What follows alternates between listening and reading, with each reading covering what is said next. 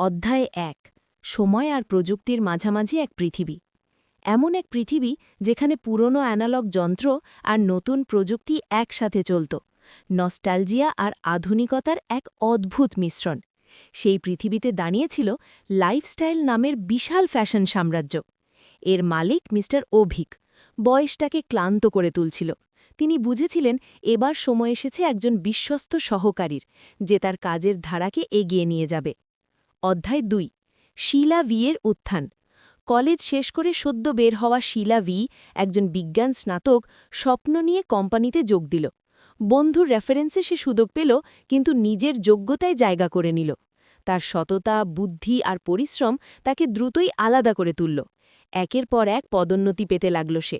Mister Abhik তাকে শুধু কর্মী নয়, ভরসার স্তম্ভ হিসেবে দেখতে শুরু করলেন। অধ্যায় ৩ অরুণ, এক অজানা মানুষ। একদিন নীরবে অফিসে যোগ দিল অরুণজি। কোনো পরিচয় নেই, কোনো পদবি নেই, তবু তার মধ্যে ছিল এক অদ্ভুত কর্তৃত্ব। সে সব কিছু লক্ষ্য করত, বিশেষ করে শীলাকে। তাদের মধ্যে ধীরে ধীরে বন্ধুত্ব গড়ে উঠল। অরুণ শীলার প্রতি আকৃষ্ট হতে শুরু করল, কিন্তু শীলা ছিল সংযত, অনুভূতি থেকে দূরে। অধ্যায় ৪ সত্যের উন্মোচন। অবশেষে অবসর নেওয়ার দিন এলো। সবাইকে অবাক করে শীলা ঘোষণা করল অরুণজিই হচ্ছেন নতুন প্রধান এবং তিনি মিস্টার অভিকের ছেলে। অফিসে চাঞ্চল্য ছড়িয়ে পড়ল। শীলা অবাক, কিন্তু কোথাও যেন খুশিও। অধ্যায় ৫ ফিসফিসে গুজব। অরুণ আর শীলা প্রেমে পড়েছে। এই গুজব আগুনের মতো ছড়িয়ে পড়ল। বোর্ডের অনেকেই হিংসা করতে শুরু করল। তবু শীলা ছিল নিখুঁত পেশাদার। কেউ তার বিরুদ্ধে কিছু প্রমাণ করতে পারল না। অরুণ সবসময় তার পাশে দাঁড়াল। অধ্যায় ৬ যন্ত্রের আগমন। এক নতুন আবিষ্কার এলো, একটি বুদ্ধিমান রোবট যা ব্যবসার ধরনই বদলে দিতে পারে। বোর্ড সিদ্ধান্ত নিল শীলাকে সরিয়ে দেওয়া হবে। সবচেয়ে কঠিন ব্যাপার, নিজের জায়গায় আসা যন্ত্রটিকে শীলাকেই প্রশিক্ষণ দিতে হবে।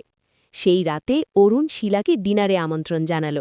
নরম আলো, শান্ত পরিবেশ, আর হঠাৎই অরুণের প্রস্তাব, রোবট তার জায়গায় থাকুক, তুমি আমার জীবনে এসো।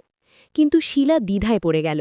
ভালোবাসার পাশাপাশি তার মনে প্রশ্ন, সমাজ, শ্রেণী, নিজের পরিচয় সব মিলিয়ে সে সিদ্ধান্ত নিতে পারল না। অধ্যায় ৮ রোবট এক্স। রোবট এসে গেল। রোবট এক্স দেখতে প্রায় শীলার মতো। অবিশ্বাস্য দ্রুত শেখে। শীলা যত তথ্য জানত সবই সে শিখে নিল। এতে শীলা অপমানিত আর অস্বস্তিতে ভুগতে লাগল। অধ্যায় ৯ ডায়েরির রহস্য। এক সন্ধ্যায় শীলা আর ডিনারে এলো না। অরুণ উদ্বিগ্ন হয়ে পড়ল। অফিসে ফিরে এসে দেখে রোবট এক্সের টেবিল থেকে একটি ডায়েরি পড়ে গেছে। সেটা শীলার ব্যক্তিগত ডায়েরি। তার ভেতরে অতীতের গল্প। একজন মানুষ, ভেনু। অধ্যায় ১০ অন্ধকার সত্য। ভেনু একজন মেধাবী কিন্তু বিকৃত মনের বিজ্ঞানী। সে শীলাকে ভালোবাসত, কিন্তু শীলা তাকে প্রত্যাখ্যান করে। সেই প্রত্যাখ্যান তাকে প্রতিশোধ পরায়ণ করে তোলে। এবার সে ফিরে এসেছে, রোবট এক্সকে হ্যাক করে, আর শীলা বন্দী। অধ্যায় ১১ চূড়ান্ত সংঘর্ষ। জঙ্গলের গভীরে এক গোপন কারখানায় অরুণ পৌঁছায়। স্ক্রিনে শীলাকে দেখা যায়, বাধা অবস্থায়। ভেনু ঘোষণা করে সে পুরো কোম্পানিকে ধ্বংস করবে। কিন্তু শীলা হার মানে না। নিজের কোডিং দক্ষতা ব্যবহার করে সে ভেনুর সিস্টেমে ঢুকে পড়ে, তার ওয়ার্কস্টেশন ধ্বংস করে দেয়। রোবট এক্স আবার নিয়ন্ত্রণ ফিরে পায়। পুলিশকে সংকেত পাঠানো হয়। অধ্যায় ১২ এক নতুন শুরু। ভেনুকে গ্রেফতার করা হয়।